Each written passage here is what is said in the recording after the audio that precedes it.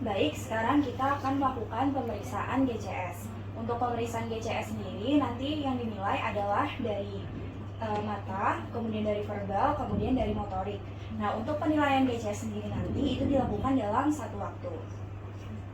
Pak, pasien tidak merespon, kemudian kita berikan rangsangan nyeri pada musculus trapezius. Pada saat diberikan rangsangan nyeri, pasien juga tidak memberikan respon. Berarti untuk GCS bisa kita berikan penilaiannya 113. Total GCS-nya adalah 5. Baik, selanjutnya kita akan melakukan pemeriksaan rangsang lineal. Untuk tes yang pertama, kita melakukan tes Brudzinski. Permisi ya, Pak. Oke, kita cek dulu bagian kanan dan ke kiri, kemudian kita fleksikan kepalanya ke arah dada. Permisi ya, Pak. Baik, pada saat kita memfleksikan kepala ke dada, tidak ada pergerakan kaki yang mengangkat.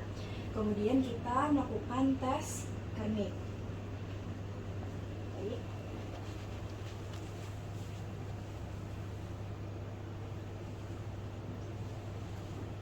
Baik, untuk tes Kernignya negatif, kemudian kita lanjut ke tes Brudzinski kedua.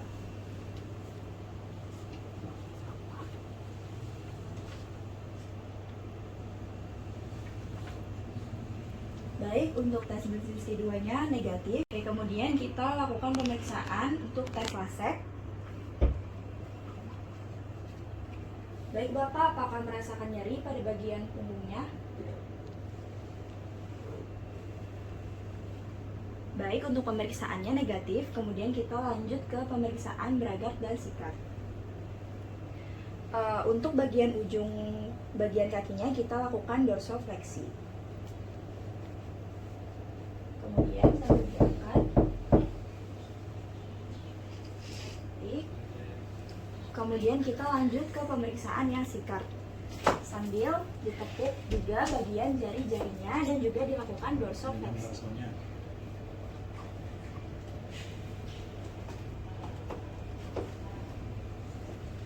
Baik, untuk tes Bragard Sikatnya negatif.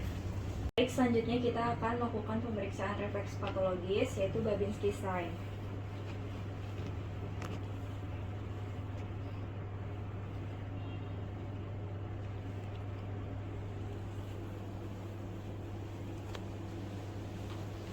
Baik, untuk Babinski sign-nya negatif.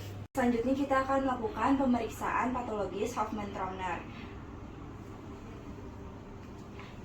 Pada pemeriksaan ini minta probandus atau pasiennya untuk mengalihkan pandangannya agar tidak terfokus pada tangannya. Permisi Ibu, bisa pandangannya ke sana. Kemudian kita akan melakukan pemeriksaannya. Baik, untuk pemeriksaan Hoffmann-Trauner-nya negatif. Selanjutnya kita akan melakukan pemeriksaan fungsi cerebellum. Untuk fungsi pertama yaitu kita minta pemeriksaan untuk sentuhan jari tangan. Permisi Ibu, bisa contohkan nanti buat jari tangannya akan seperti ini. Paham ya Bu? Ketika saya bilang lebih cepat, Ibu lebih cepat ya Bu pada saat melakukan pemeriksaannya. Baik, Ibu bisa lakukan. Fokusnya bisa alihkan ke lain Bu. Bisa lebih cepat.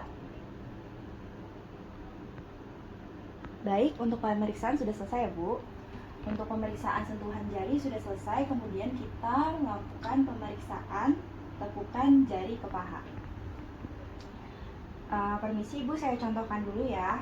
Nanti ketika sini seperti ini ya Bu. Kemudian buat matanya dipejamkan. Paham ya Bu? Oke. Baik, bisa dilakukan. Bisa lebih cepat. Baik, pemeriksaan sudah selesai ya Bu. Kita lanjut ke pemeriksaan yang selanjutnya.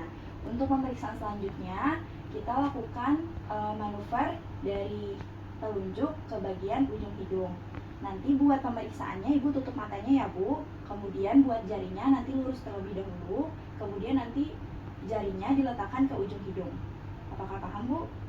Baik, bisa dilakukan.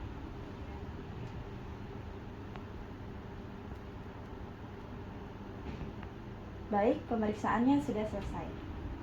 Kemudian kita akan melakukan pemeriksaan Romberg test. Jadi nanti buat pasiennya diminta untuk merapatkan kakinya, kemudian memejamkan matanya. Ibu bisa ke arah sini terlebih dahulu, ya. Kemudian kakinya dirapatkan, ya. Kemudian matanya dipejamkan. Baik, pemeriksaannya sudah selesai.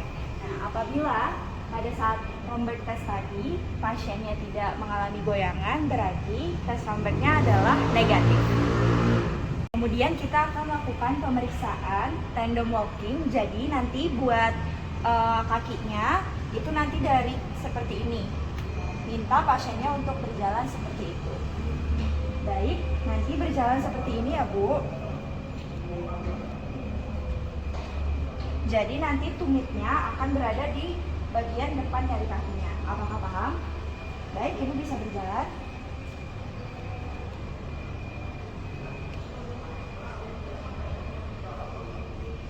Baik, Ibu bisa berbalik.